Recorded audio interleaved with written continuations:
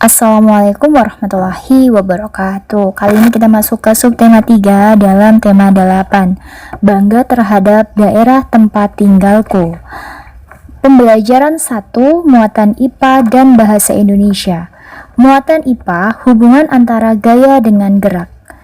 Dalam kehidupan sehari-hari banyak dijumpai kegiatan yang berhubungan dengan gaya. Misalnya, seorang tukang bakso yang sedang mendorong gerobak baksonya. Berarti dia sedang melakukan gaya terhadap gerobak. Kegiatan yang berhubungan dengan gaya lainnya yaitu menimba air di sumur. Untuk mendapatkan air yang ada di sumur, seseorang harus menarik tali yang telah dikaitkan dengan ember. Tarikan yang dilakukan tersebut merupakan gaya. Gaya adalah tarikan atau dorongan yang dapat mempengaruhi keadaan suatu benda. Gaya dapat menimbulkan perubahan gerak atau perubahan kecepatan. Saat mendorong meja, kita memberikan gaya kepada meja. Akibatnya, meja menjadi berpindah tempat atau bergerak. Dengan demikian, gaya merupakan penyebab gerak benda. Gaya tidak dapat dilihat, namun pengaruhnya dapat dirasakan.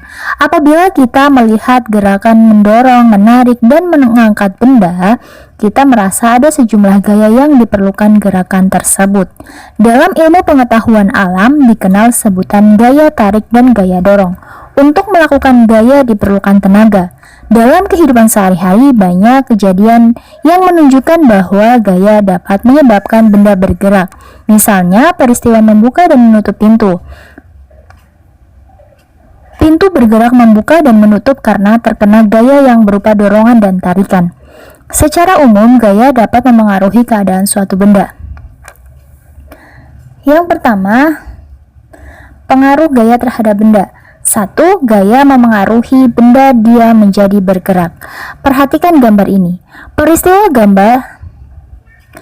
Peristiwa pada gambar adalah mendorong mobil mogok dan menendang bola. Pada mobil yang semula diam, setelah diberi gaya berupa dorongan, maka mobil tersebut akan bergerak. Begitu juga pada peristiwa menendang bola. Bola yang semula diam, setelah diberi gaya berupa tendangan, maka bola tersebut dapat bergerak. Hal ini menunjukkan bahwa gaya dapat mengubah benda yang diam menjadi bergerak.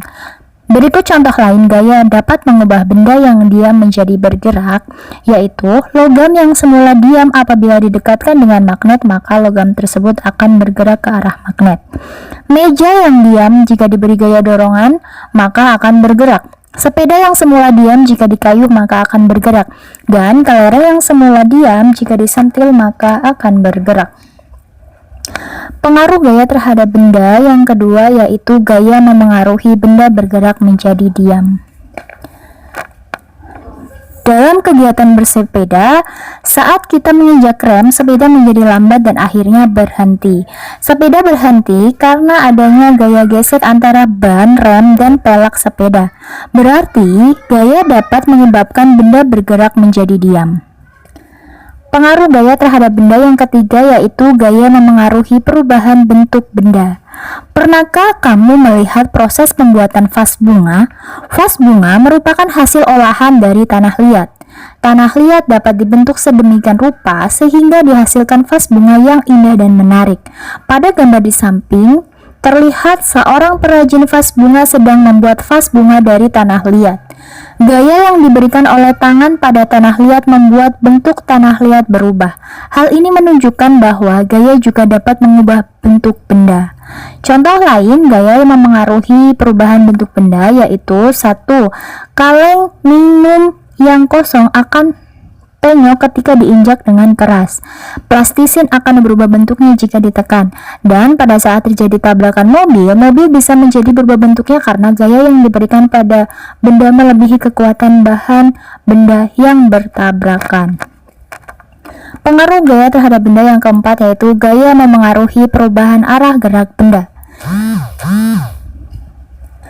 Gambar di samping menunjukkan kegiatan menyundul bola. Bola mengalami perubahan arah gerak karena gaya yang diberikan pada bola tersebut. Benda yang diberi gaya dapat berubah arah gerakannya. Pergerakan benda berbeda dari arah pergerakan awal.